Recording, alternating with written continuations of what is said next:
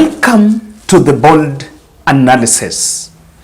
The interpretation of Uhuru Kenyatta's speech over the weekend when he attended a Catholic ordination event in Nairobi really attracted mixed reactions.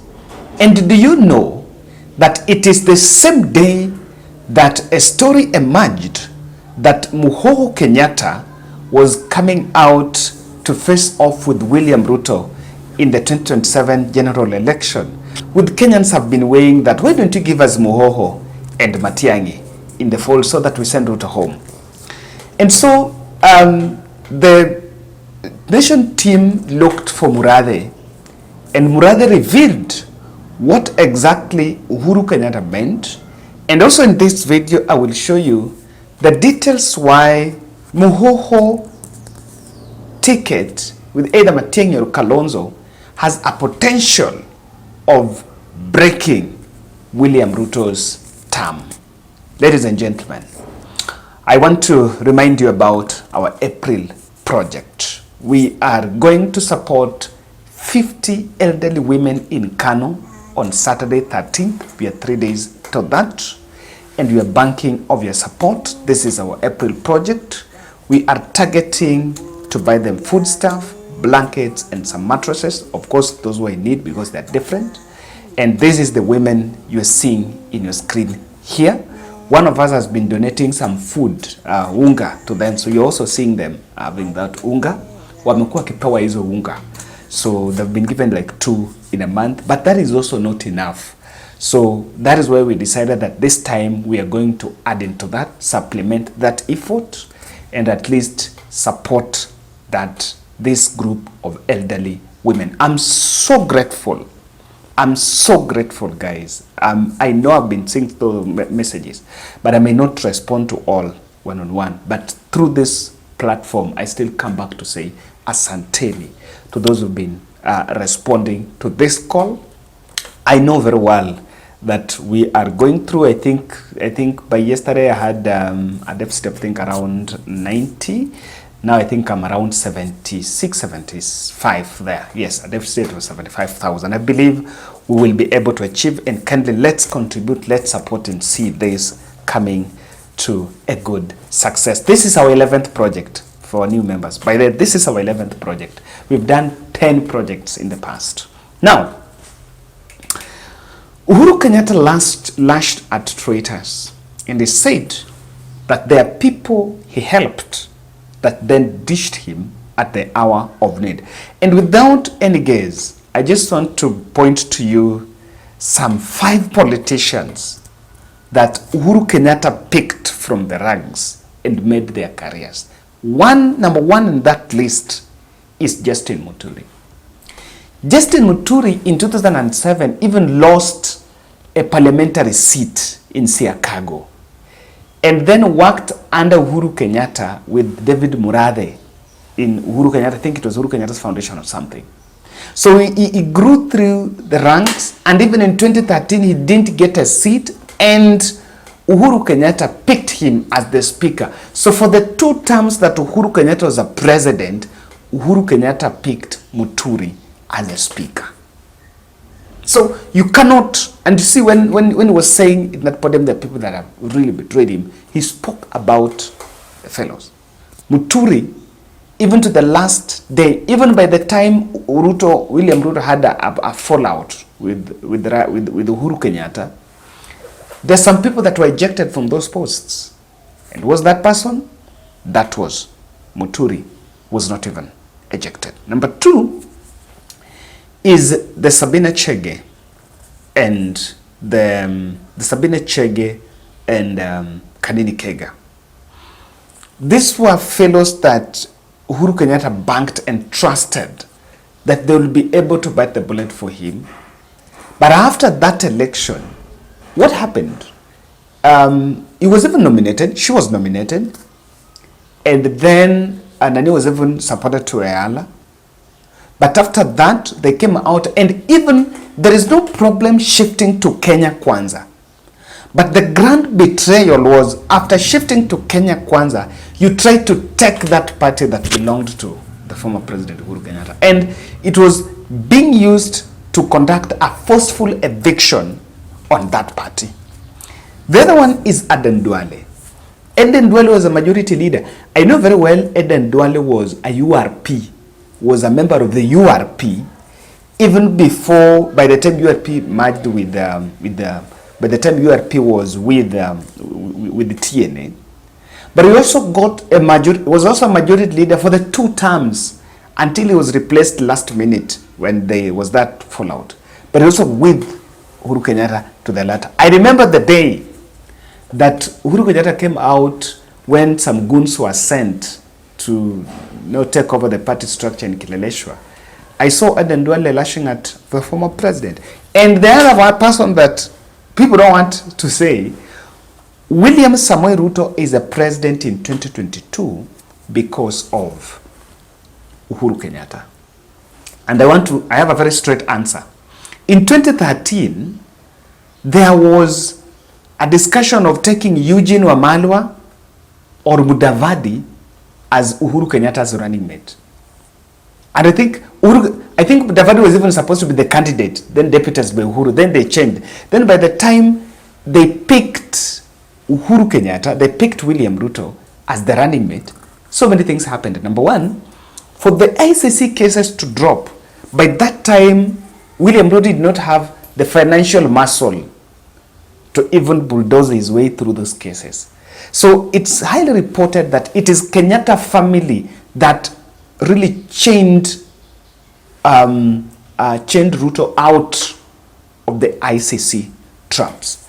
Though some of these things are not documented, but then that is what it is. Now, so Murathe is saying very well that this is a story that was crafted. Kenya Kwanza ran with that narrative that they're about, but that there was that bit of the fallout. But do you know what?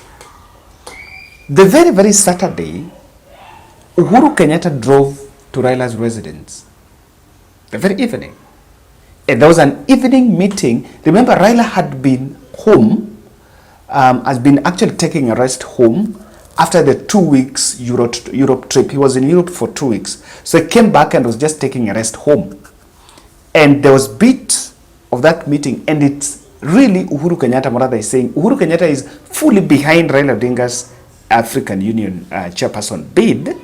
Remember, even Uhuru wanted that position, but when Raila came in the picture, he said, let it be Raila, because of course he had also served, and Raila vied to the president. Sometimes we normally say, I see some people saying we want Raila to come here and fight for us.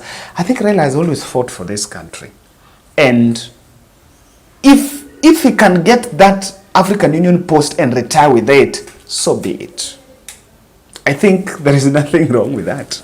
So be it. And Uhuru Kenyatta came out saying he supported. But remember, the Kenya Kwanza is running a very strong smear narrative that there is Uhuru-Raila fallout. And this is coming at a time when multiple reports, remember the day when Kalonzo went to that Kiambu, that Uhuru might, Kenyatta family might be plotting a Muhoho Kalonzo ticket for 2027. And that will see the return of Kenyatta family. That story has been around here for some time, I think like over the weekend. And the moment that story emerged, Kenya Kwanza crafted a narrative of a fallout between Uhuru and Raila. In fact, let me say this. Uhuru did not agree with Raila on NADCO. We know that. Uhuru did not agree with Raila on NADCO. But at the end of the day, it's like there was need, but what Uhuru also agreed that there was need for ceasefire. There's need for end of those protests, because it was starting at the end of the day, you'll see people died. I remember when they attended that memorial service that was held at Kalonzo Musyoka's place for those who had killed. People died. And it came out clearly that William Ruto and Rigathi Gachagua were out to kill anyone who would be coming out for that protest questioning the legitimacy of the president. So that to me, that was a done deal. There's nothing more to it. And no, this issue of Muhoho brings to fold the question of hustlers versus dynasty. But I want to tell you, if someone dare bring that debate of hustlers versus dynasty, it will not go anywhere because of this. Kindly subscribe to our channel, click the notification bell and like our videos. And thank you very much for supporting this podcast. Thank you very much for supporting our videos. We don't take it for granted. We do it every day because of your support. Now, I want to explain something here. The projection that William Ruto did, that I am a hustler, so, and you know hustlers are the majority, so you need to vote for me because I am a hustler. I understand, wale ni wadosi hawajawai lala njaa. I am one of you, we are going to form this government and so I'm going to take care of you.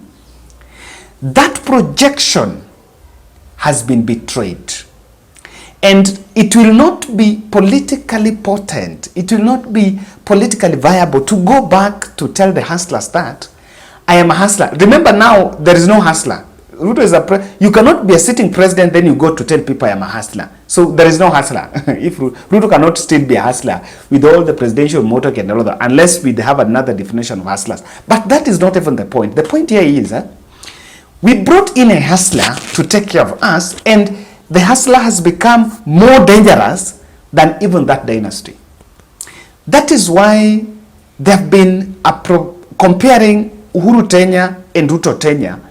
And when you compare the two, people say, afadhali ile Uhuru bas. Uhuru was a dynasty, yes. But when he realized there was COVID-19, Kenyans just needed to have money in their pockets. Remember, our economy had a total shutdown. He came up with Kazim Taani. A hustler who understands well that people needs money in their pocket, and hustlers were the ones that were working there, removed Kazim Taani and told those hustlers that mtapanda miti, ile kazi ya kupanda miti will replace Kazim Taani. And that kupanda miti, there is nothing going on with it. So honestly, there is no specific program that was tailored towards the youth, or rather the hustler, that Kenya Kwanza can come out and brag. In fact, what they've come out to say is a very funny statement about digital jobs that is neither here nor there. So the reason why even the coming of the Kenyatta, if it's something to be if it materialized, it is going to collapse what Ruto believed on hustlers versus dynasty. In fact, I've just sampled some reactions from a post that was made about it, and I'm shocked. I saw quite a number of people in Mount Kenya will say, give me Uhuru and Muhoho, I'll pick Muhoho. No, give me Ruto and Muhoho, I will pick Muhoho in the morning. In fact, someone is saying, give me Muhoho and Matiang'i, I'll pick Muhoho. Put that ticket of Muhoho Matiang'i. For example, I was saying, if William Ruto picks short changes regarding, and this is it. Even as things go, William Ruto might think of altering the order. Maybe go for Ndindi Nyoro, or go for, the Mdavadi as the person to be the running mate. What will be it? Will pick Muhoho. So there is a bit of that politics of tumetest huyo hustler wenyu, hakuna kitu, heri basi dynasty. So the country might even agree that a dynasty is better than dynasty. And that is why Uhuru, if I wanted to imagine Uhuru-Raila supporting Muhoho, do you think that's a very weak ticket? Number two, any attempt of Kenyatta family directly involved in a presidential contest means they will bankroll the campaigns. They will bankroll the campaigns. And even apart from bankrolling the campaigns as Kenyatta family, it fully and strongly activates the Mount Kenya tycoons. Because let me tell you, the businesses are destroyed. The tycoons that used to call the shots, even in the mountain, are being replaced by the very funny Indians, like the one who was saying yesterday that Ruto needs to rule for 25 years. And there is an understanding, by the way. If the businesses are being destroyed left, right, and center, I was just seeing, I saw this, when that company of, when Keroche and African Spirits that belong to Humphrey Kariuki were also listed as some of those that are selling illicit brew. And I remember that company was once destroyed by Uhuru Kenyatta, and William Ruto ran, the team ran all over the country saying that these Kikuyu businesses were being destroyed. So what's the difference? When KRA, during Uhuru Kenyatta era, KRA raided Keroche breweries and were asking for taxes because there were taxes there that were pending. Then the whole thing was translated as harassing Kikuyu business. That is the same thing going on. So when you have Muhoho Kenyatta, you will activate the Mount Kenya town tycoons that have been sidelined. And that is why this will not be a very welcome call for the President William Ruto. Number 3,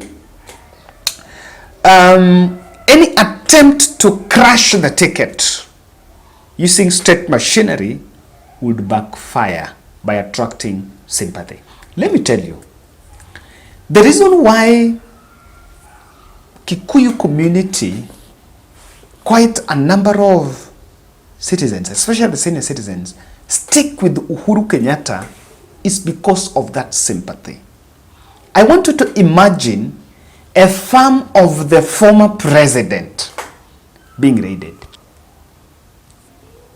Katakata, a choma. Property belonging to a former president being destroyed. So, and then I've always said, you will take away everything from Uhuru Kenyatta, but you will not rub off the fact that Uhuru Kenyatta was our former president. You cannot, was the fourth president of Republic of Kenya. We cannot change that. We'll have even 100 presidents to come, but the fourth one will remain former President Uhuru Kenyatta. And there is bit of people clinging, so they know very well, it's a very delicate one. There is normally attempt that if someone is, if you have the state machinery, you always want to stifle your opponents. There is that attempt. Every regime will always try to do that. When you try to do that on Muhoho Kenyatta, it will be, you are crashing. And in fact, let me say, nothing stops. He's another person. He's also a Kenyan. The other thing is, the trap will be set for Rigathi. Rigathi have just apologized to Mama Ngina. So, now, the other time it was Uhuru has destroyed, Uhuru has done this, Uhuru has done that. It's a big trap because even for the young parliamentarians and the young politicians that rode on Uhuru acrimony in Mount Kenya, antagonism in Mount Kenya, what have they done for the people? They have done nothing for the people.